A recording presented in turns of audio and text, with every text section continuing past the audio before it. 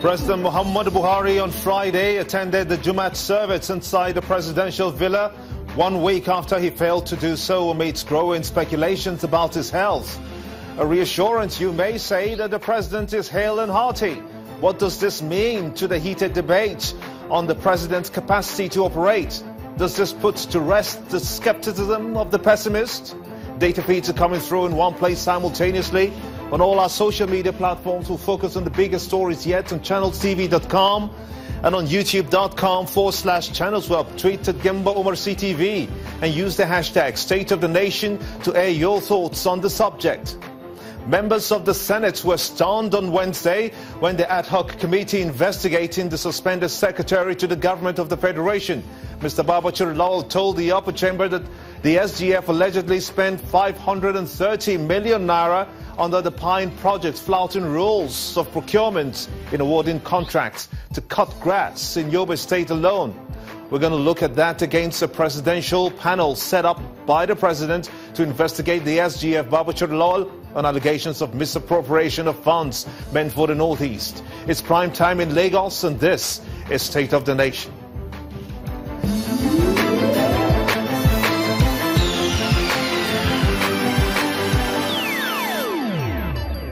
Welcome everyone in Nigeria and the rest of the world. I am Gimba Umar and this is State of the Nation. Right behind me, data feed is still coming through in one place simultaneously on all our social media platforms. Be part of the show and tweet at Gimba Umar CTV. Use the hashtag State of the Nation and be part of the show. On April the 20th, the President Muhammadu Buhari directed the suspension of the Secretary to the Government of the Federation, Mr. Babachir Lawal, and ordered an investigation into the allegations of violation of law and due process made against the SGF in the award of contracts under the Presidential Initiative on the Northeast Pine. A presidential panel headed by the Vice President was given 14 days to come up with its report and findings, which it failed to meet to this time. Let's get a clear perspective on this development.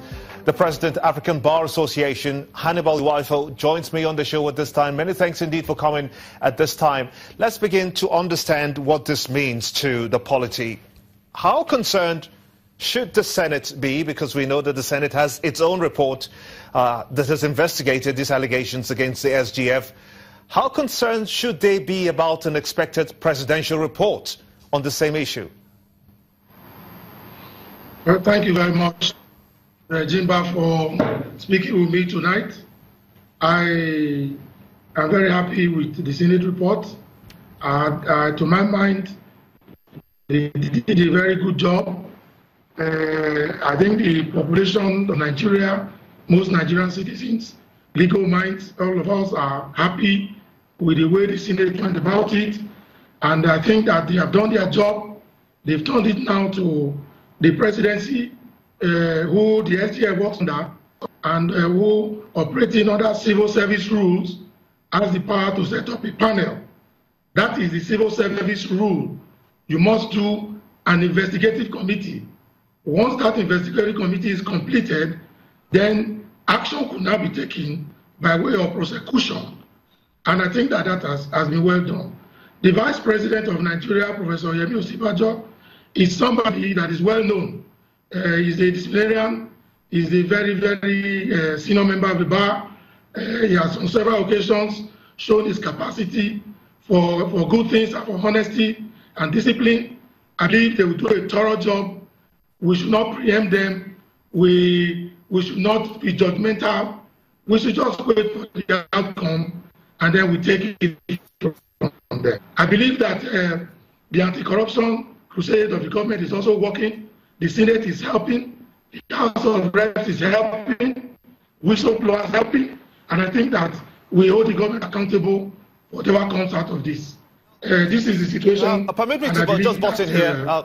This much, the Senate discovered that 530 million naira, not 272 million naira, as was earlier pronounced, was spent in Yobe State alone to cut grass. And that was awarded to a company with strong affiliation to the SGF. This much was found by the Senate. Is there more, do you think, that could be discovered beyond the 530 million that it says it has further discovered? It's very unfortunate. Like I said at the beginning of this conversation, Nigerians should be very grateful to the Senate panel, should be very grateful to the National Assembly for doing a thorough job. They are still in the realm of an allegation until proven in the court of law. But the citizens are wiser, considering the issues that have bedeviled this country. Corruption, corruption, corruption. The country does not know peace because of corruption. There are no roads because of corruption. So we might dig in and dig in and dig in. I believe even more can be done by the Professor Osinbajo panel if a thorough job is done. It's a shame that we are fighting corruption, and those who we employed to help us fight it are involved in this kind of very shameful act. But unfortunately, like I said, it's still in the realm of allegations. And so let's keep our fingers crossed. When the reports are out, we should be able to see further issues coming out of this situation. You did mention the Vice President's report. Let's talk a little bit more about that. That report has been expected, and any time it should be out now, though the 2 weeks period for it to submit that report has lapsed. Just a couple of, was it yesterday now?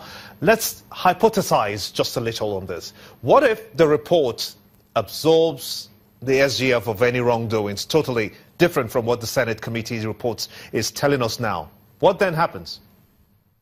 I believe that we should, as lawyers and as journalists and as very responsible ones at that, we should not be preemptive.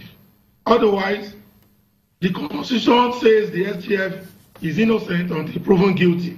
On my own part, I think it will be totally irresponsible for me to start insinuating what they are going to bring out. But I think that what Nigerians want to hear, they have heard from the Senate. Let us now hear from the Professor Osinbajo panel, and then we can make our judgment. Okay, let me put you on hold for a minute or two as Oladende Ario, he's a security expert. He has already joined me in the studios. Many thanks indeed for joining us on the show as well. You've been following this discussion. Let's talk about the NIA part of it. It is called what that money it found, because it's one of the things that's also been investigated. The 13 billion, we call it the Ikoyi 13 now. It's also to investigate. The panel chaired by the Vice President is also to investigate the NIA's claims of owning this money. As such, it has already suspended the DG of the agency. Now that this report has been delayed, what do you make of the possibility that if the findings come out and is made public, it's a security risk for this country? Well, I was going to say that I won't be asking questions that will be probing the integrity of NIA, okay? But look, taking out the DG as a human being, the facts in the public space, they are enough to show that he didn't do too well. Number one, that was a private residence, registered so far as we know in the name of his wife. Number two, there has been no confirmation of the presidency. They were duly informed that so much funds belonging to the federal government of Nigeria is being so privately kept. Number three, the amount of money that was reported to have been withdrawn was $289 million. Now, what happened to the balance? And let me say the rest. That only that quantity was found. There are too many questions and answers. I must assure you that the VP, being who he is, a professor of law, and a man of God, and a man known to be of integrity, I don't see him compromising his position. Whatever comes up will be reported as they found it. So you're expecting that to happen? I'm expecting that. I'm extremely hopeful on that. Okay, let's look at what the NIA calls this money. It said it's for covert operations. That's what it says, as a matter of fact. But it said this just days, so many days after this money was being discovered by the EFCC. Does this raise any question on how the timing, especially, of when the NIA is now saying that this money actually belongs to us? Right. It is suspicious. Extremely suspicious. To the extent that we will have expected an intelligence collaboration or cooperation between EFCC and NIA on the same security platform. One. Number two, so much has been said, but as far as I'm concerned, the entire operation of NIA, or let me just say 90% of the operations, they are covered. So they don't say anything new as far as I'm concerned. So it leaves the entire thing smelly and untidy. Okay? So I'm not convinced. Okay, let's get to Osinbajo and get his own thoughts about it.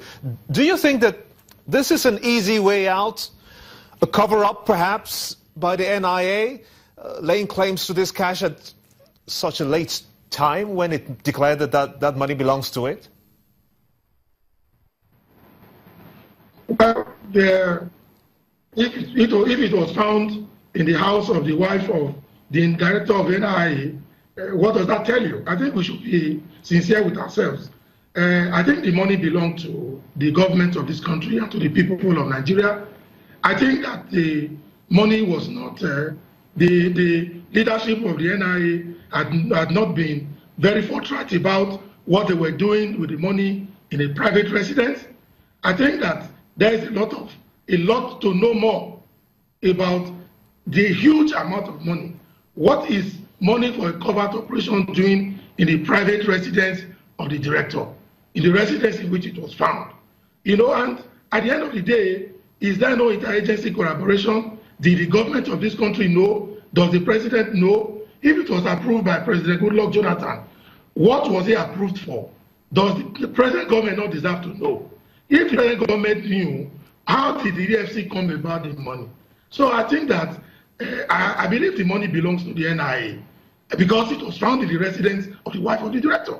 It couldn't have belonged to any other person. So whatever it is, I thought, to my mind, I think this money was already going to fly wings until the FCC broke the wings.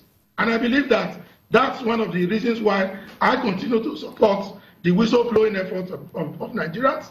I continue to support the anti-corruption crusade of Nigerians, of the federal government, no matter how imperfect it is. We must continue to support it so that some of the impunity, some of the calamities, some of the huge amount of crimes that took place or that have been taking place in this country, not only in the past administration, but in the very past, governments of this country must now be open so that things like this will never happen again. So I believe that that's a good place to put you on hold for a minute and talk to Mr. Rio here. You heard what he said, but this is what the pioneer Director General of the NIA said. That's Chief Albert Horsfall. He warned that ongoing investigations of the agency was open to ridicule and that it would take years to win back the confidence of its external agents and other collaborators. Do you share this fear? Of course I do.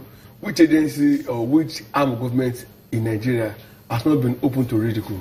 These things came about because of the misdemeanor and the misbehavior of the men at the helm of affairs. For all I care, without any prejudice to the NIA man, he had fantastic credentials and background. But the truth is, from the snippet of info that we picked, his wife was said to be the one bringing the money in bits and pieces to that place. One, number two, the security man that she was giving money declared that twice she had given them money and her manner of approach and all of that.